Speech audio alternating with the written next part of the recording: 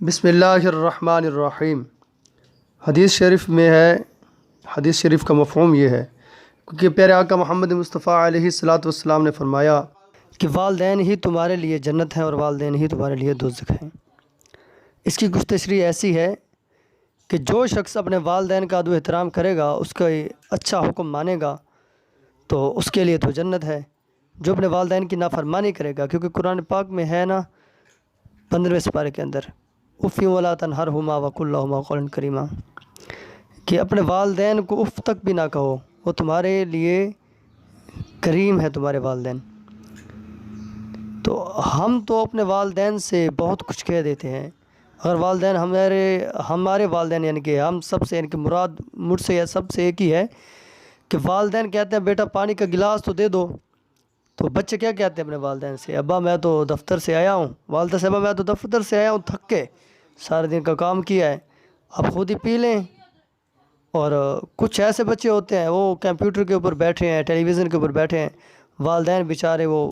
بلا بلا کے آوازیں دے دے کے تھک جاتے ہیں، تو پھر بھی والدین کی بات نہیں سنتے۔ ایک بار احادیث مبارکہ کا مفہوم کچھ ایسے ہے کہ پیارے آقا محمد مصطفیٰ علیہ الصلاۃ والسلام نے فرمایا کہ جب تجھے تمہاری والدہ یا والدین بھی ہو، شاید کچھ احادیثوں یا روایات کے اندر، کہ جب تمہاری والدہ تجھے بلائے، تم خواہ نفل نماز ہی پڑھ رہے ہو تو نماز کو وہاں پر چھوڑ دو اور اپنی والدہ صاحبہ کی پکار پر حاضر ہو جاؤ۔ تو ایک صحابی فرماتے ہیں پیارے آقا محمد مصطفیٰ علیہ الصلاۃ والسلام نے یہاں تک فرمایا ہے کہ جو شخص اپنے والدین کا فرما بردار ہے، اس نعمت سے اللہ تعالیٰ انہیں نوازتا ہے کہ ان کی اولاد کو ان کے لیے مہربان بنا دیتا ہے۔ اور اسی طرح آج تو ہم 4 کتابیں پڑھ لیں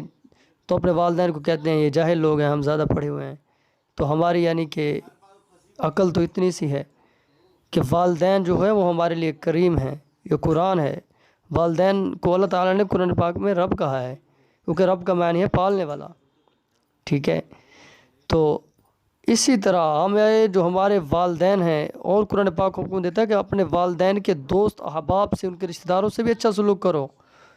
صرف والدین تک ہی بات محدود نہیں ہے۔ اور اپنے والدین، ایک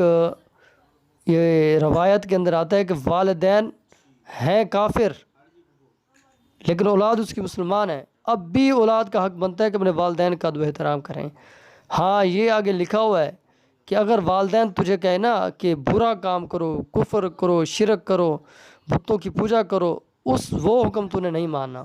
اگر تمہارے والدین تجھے کہیں کہ مجھے بت خانے چھوڑ کے آؤ، یہ بھی نہیں چھوڑ کے آنا۔ اگر تمہارے والدین تجھے کہیں کہ ہمیں بت خانے سے لے آؤ، تب ان کو جا کر لے آنا ہے، یہ حکم تو نے ماننا ہے، کیونکہ وہ کفر اور شرک کے اندر مبتلا ہوں گے، ان سے نکالنا تمہارا فرض ہے ان کے اوپر۔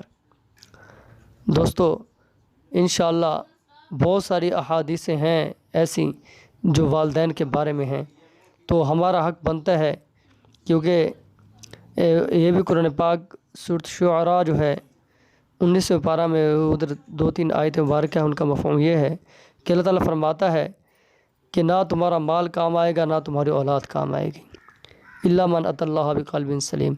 صرف وہ جو قلب سلیم کے ساتھ اس دنیا فان سے جائیں گے۔ دوستو ٹھیک ہے، تو ہمارا حق یہ بنتا ہے کہ ہم اپنے جو والدین ہیں ان کا یہ حق بنتا ہے کہ اپنی اولاد کی اچھی تربیت کریں، ان کو والدین کے حقوق بتائیں، ان کو دین کی تعلیم دیں، تاکہ انہیں پتہ تو ہو کہ والدین کا ادب کیا ہے، والدین کا احترام کیسے کرنا ہے، والدین کے جو احباب ہیں، رشتہ دار ہیں، جو ان کا ہم نے کیسے یعنی کہ کس طرح ان کے ساتھ ادب سے پیش آنا ہے، ساری تعلیم ہی، کیونکہ والدین جو ہیں یہ پہلی علم کی پہلی درسگاہ ہے، ٹھیک ہے؟ اللہ تعالی ہم سب کو عمل کرنے کی توفیق عطا فرمائے۔ ان احادیث کے بارے میں انشاءاللہ آگے بھی بیان کریں گے، اب اللہ تعالی ہم سب کو عمل کرنے کی توفیق عطا فرمائے، آمین۔ السلام علیکم ورحمۃ اللہ وبرکاتہ۔